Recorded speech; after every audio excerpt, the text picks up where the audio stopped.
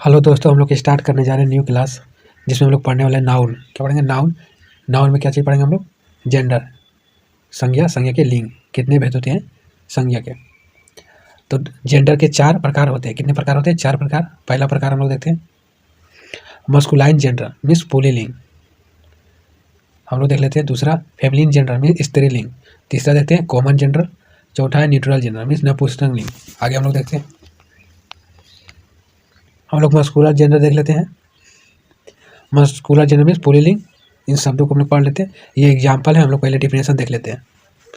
जिस नाउन से पुरुष मेल जाति का बोध हो उसे हम मस्कुलाइन जेंडर कहा जाता है। मतलब जिसे पुरुष का बोध हो, जैसे मेल का। जैसे इसे इंग्लिश का डिफिनेशन देखते हैं। Noun that stand for male or masculine gender. जैसे हो गया बॉय, मैन हो गया, सन हो गया, अंकल हो गया, फादर हो गया, टाइगर हो गया, हॉर्स हो गया। क्या इसे क्या बता रहा है? जैसे पुरुष, पुरुष का बोध हो रहा है। जैसे लड़का, ये भी बॉय क्या है? पुरुष है। मैन क्या? पुरुष है। सन क्या? पुरुष है। ये मेल, मेल का बोध करे। अंकल क्या? पुरुष है। फादर क्या? पुरुष है। मतलब जो पुरुष का बोध करे उसे हम क्या कहते हैं? Masculine gender.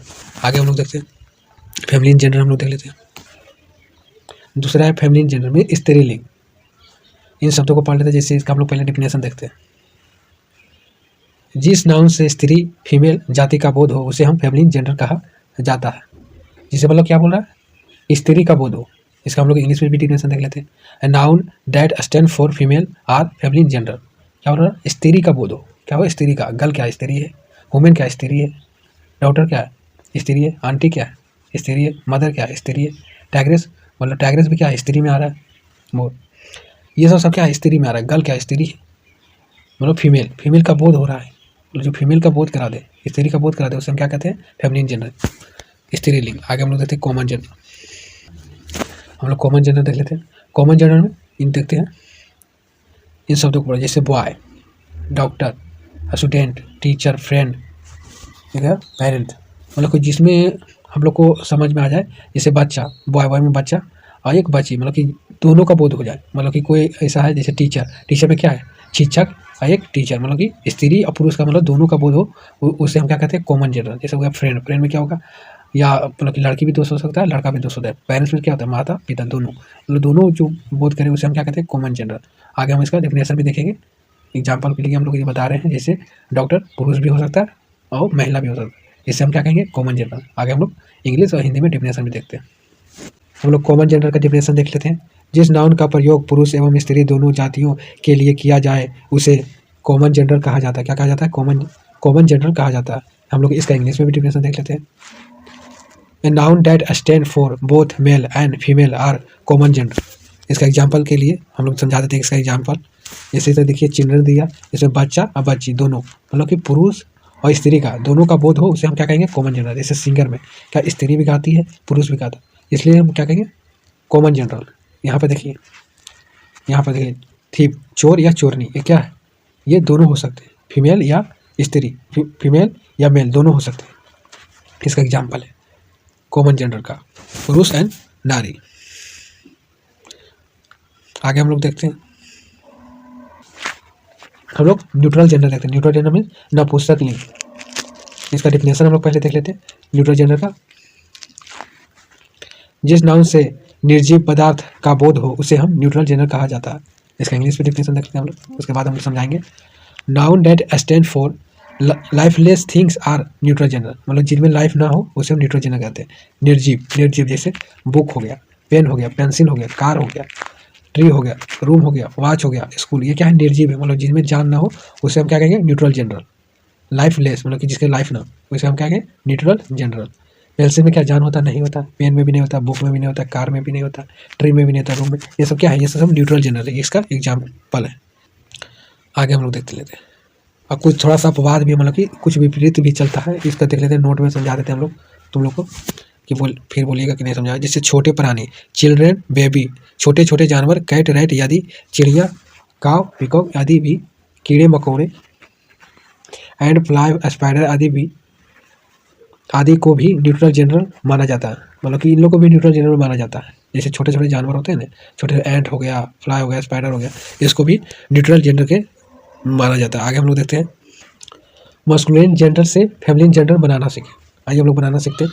बताते हैं कि आप लोग को एग्जाम्पल। मस्कुलिन जेंडर से फेमिनिन जेंडर बनाने के लिए नए शब्दों का प्रयोग किया जाता है। जैसे देखिए मस्कुलिन जेंडर और फेमिनिन जेंडर ये दोनों है ना, ये दोनों क्या है, जिससे आप लोग को बताया भी गया है।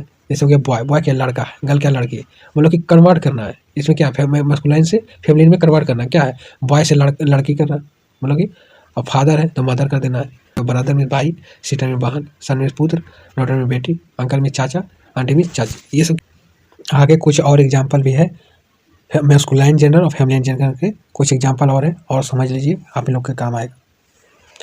कुछ शब्द में ESS जोड़कर मस्कुलाइन से फेमिनिन बनाया जाता है।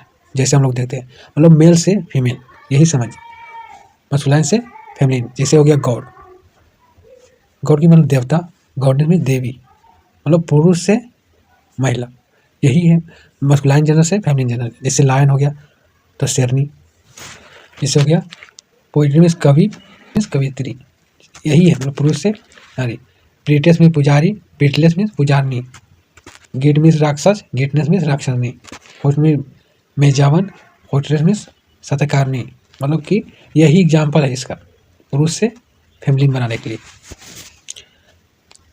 मस्कुलाइन जेंडर से फेमिनिन जेंडर बनाने का नियम, मतलब कि ये जोड़कर हम लोग को कैसे बनाना है, मतलब मैस्कुलाइन से फेमिनिन जेंडर, तो ESS जोड़कर हम मस्कुलाइन से फेमिनिन जेंडर बना सकते हैं। आगे हम लोग देख लेते हैं।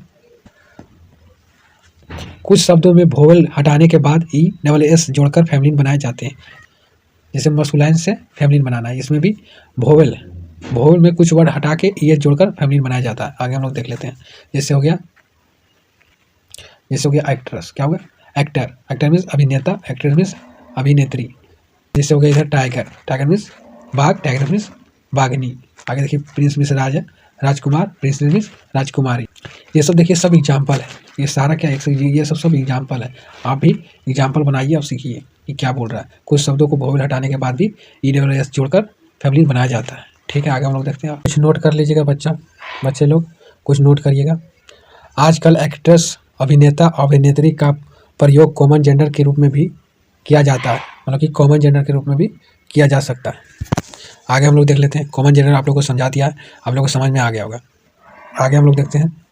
कंपाउंड वर्ड्स के मस्कुलाइन फॉर्म को फेमिनिन फॉर्म में बदलने से वे फेमिनिन जेंडर बन जाते हैं। जैसे हम लोग एग्जाम्पल में देख लेते हैं, दोनों एग्जाम्पल मस्कुलाइन जेंडर और फेमिनिन जेंडर के एग्जाम्पल देखते हैं। जैसे इसमें क्या है, ग्रैंडफादर इस दादा नाना, ग्रैंड मदर में दादी नानी, ग्रैंडसन में पोता नाती, ग्रैंड डॉटर में पोती नातनी, फादर इन लॉ में ससुर, मदर इन लॉ में सास, ब्रदर इन लॉ में साला, सिस्टर इन लॉ में साली, बॉयफ्रेंड में प्रेमी, गर्लफ्रेंड में प्रेमिका। आगे हम लोग और देख लेते हैं। वाशर मीन्स में धोबी, वाशर वुमेन मीन्स धोबनी, ही गोट्स मीन्स बकरा, सी गोट मीन्स बकरी। ये सीधा है मस्कुलाइन से फेमिनिन बनाने का तरीका है, आप लोग देख लिए। आप लोग को अच्छा वीडियो लगा तो आप लोग लाइक करें, सब्सक्राइब करें, कमेंट करना नहीं भूलें। आपको नहीं समझ में आया तो आप कमेंट करिएगा, तो हम और मेहनत करेंगे आप लोग को समझाने के लिए। आप सिर्फ कमेंट करिए।